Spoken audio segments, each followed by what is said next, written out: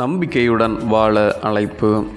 விசுவாசத்தின் நல்ல போராட்டத்தை போராடு, நித்திய ஜீவனை பற்றிக்கொள், அதற்காகவே நீ அழைக்கப்பட்டாய். 1 தீமோத்தேயு 6:12. விசுவாசம் என்பது கண்ணை மூடிக்கொண்டு இருளுக்குள் குதிப்பது அல்ல, மாறாக இருளிலிருந்து ஒளியை நோக்கி செல்வதாகும் என்கின்றார் டேவிட் ரீட் என்னும் அறிஞர். வாழ்வின் வளர்ச்சிக்கும் மகிழ்ச்சிக்கும் விசுவாசமே அடிப்படை அழகு. தன் வாழ்வின் அனைத்துக்கும் உயர்வானவரும் மேலானவரும் கடவுளே என நம்புவதே உண்மையான விசுவாசம்.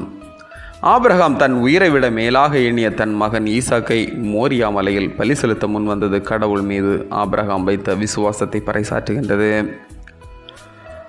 1 தீமோத்தேயு 6:11 முதல் 21 வரை உள்ள திருமறை பகுதியில் தூய பவுலா தனது உடன் சீடனாகிய தீமோத்தேயுவிடம் விசுவாச வாழ்வு என்னும் போராட்டத்தில் போராடு எனும் ஆலோசனையை வழங்குகின்றார். துன்பத்தை தாங்குவதற்கான பலனை கடவுளால் மட்டுமே தர முடியும்.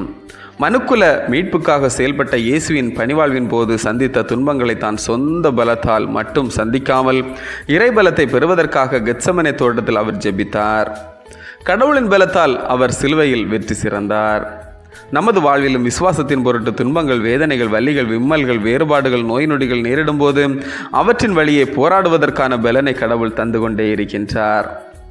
நாம் முள்ளின் வழியே நடக்க நேரிட்டால் கூடவே மிதியடிகளையும் கொடுப்பார். ஆழ்கடல் வழியே பயணம் செய்ய வேண்டிய சூழல் வந்தால் கூடவே படகையும் அனுப்பி வைப்பார். நாம் நெருப்பு வழியே நடக்க வேண்டிய சூழல் வந்தால் கூடவே நெருப்பை அணைக்க தேவையான குளிர்காற்றை வீசச் செய்வார். நாம் செய்ய முடியாத அல்லது தாங்க முடியாத எதையும் தேவன் நம்மேல் திணிப்பது கிடையாது.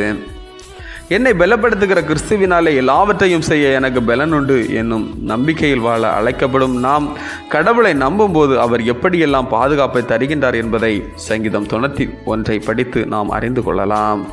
ஜெபம். நம்பிக்கையில் வெளிப்படும் கடவுளே, நாங்கள் உம்மில் வைத்திருக்கும் விசுவாசம் அன்றாடம் ஆளப்படவும் அதன் வழி அமைதியும் ஆச்சரியமும் வாழ்வில் வெளிப்படவும் அருள் செய்யும். ஆமீன். இந்த நாள் உங்களுக்கு இனிய நாளாக மலரட்டும்.